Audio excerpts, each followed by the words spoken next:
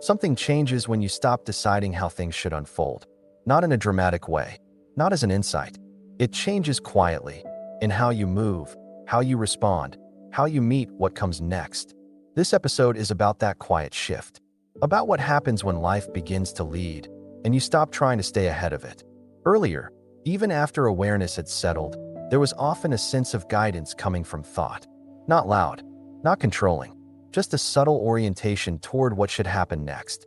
A sense of direction that came from ideas, from memory, from expectation. That guidance wasn't wrong. It helped things make sense. But eventually, that guidance begins to feel unnecessary. Not because life becomes clear, but because responsiveness becomes enough. Letting life lead doesn't mean surrendering choice. It means choice is no longer preloaded. You don't decide in advance how a moment should feel or where it should go. You meet it, and response arises from there. This often shows up first in small, ordinary moments. A conversation takes an unexpected turn and you don't correct it. Plans change and you adjust without frustration. A decision needs to be made and it's made without overthinking. Nothing special happens, except there's less resistance. Earlier, resistance often appeared as control, trying to steer things gently, trying to stay aligned, trying to keep experience within familiar bounds. Now, that steering relaxes, and what remains is a willingness to respond instead of direct. Letting life lead doesn't feel like passivity. You're still engaged. You still act. But action arises from the moment, not from an internal plan layered over it. This can feel unfamiliar at first, especially if you were used to preparing, anticipating outcomes, rehearsing responses, thinking a few steps ahead. Preparation once felt like safety. Now, responsiveness becomes the safety. You may notice that you don't rehearse conversations as much. You arrive and speak from what's present. Not perfectly, not always smoothly, but honestly.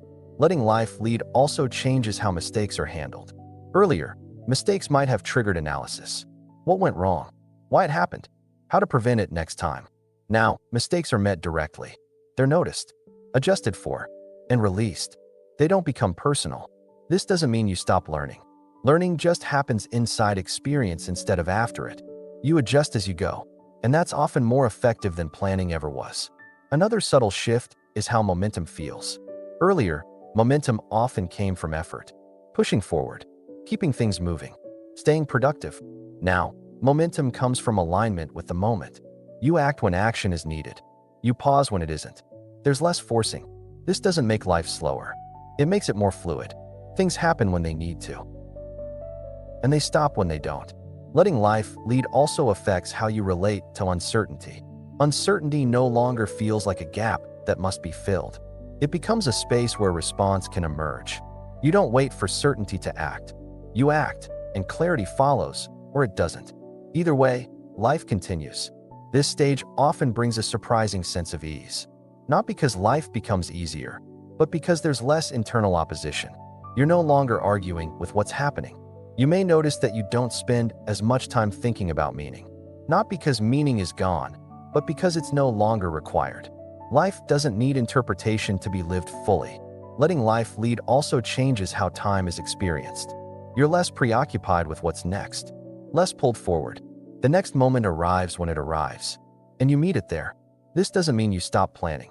Plans are made, schedules exist, but plans don't dominate attention. They're tools, not guides for identity. Another quiet change is how emotion is trusted. Earlier, emotion might have felt unreliable, something to manage or regulate. Now, emotion is treated as information. You feel it. You respond appropriately. You don't dramatize it. Letting life lead also means you don't try to stay centered. Centering happens naturally when you stop pulling away from experience. You may notice that you don't check in with yourself as often, not because you're avoiding awareness, but because awareness doesn't need supervision. You're already here. This stage doesn't feel like mastery. It feels like participation. You're in the flow of life, not directing it, not watching it, participating. Letting life lead also affects how you relate to others.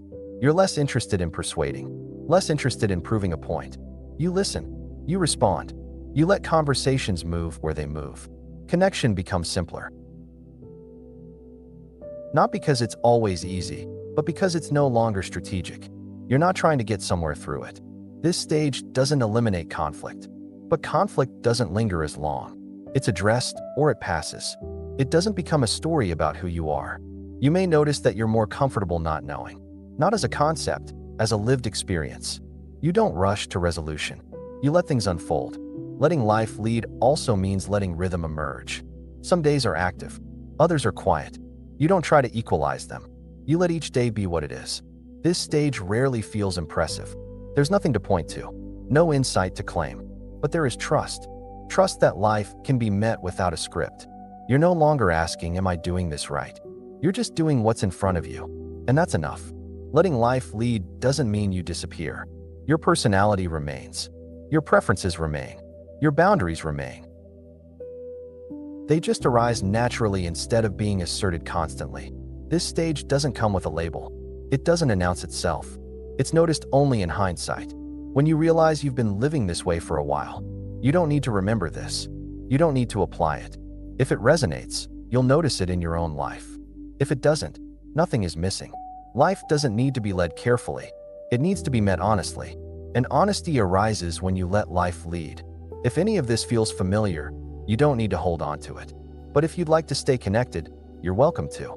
Liking the video helps it reach others who may already be living this quietly without naming it. And if these reflections support you as life continues to unfold without direction or strategy, you can subscribe, not to follow a path, but to keep the door open. And if someone you care about has been feeling less interested in plans and more responsive to what's in front of them, you're welcome to share this with them. Only if it feels natural. Sometimes the clearest way forward is letting life lead.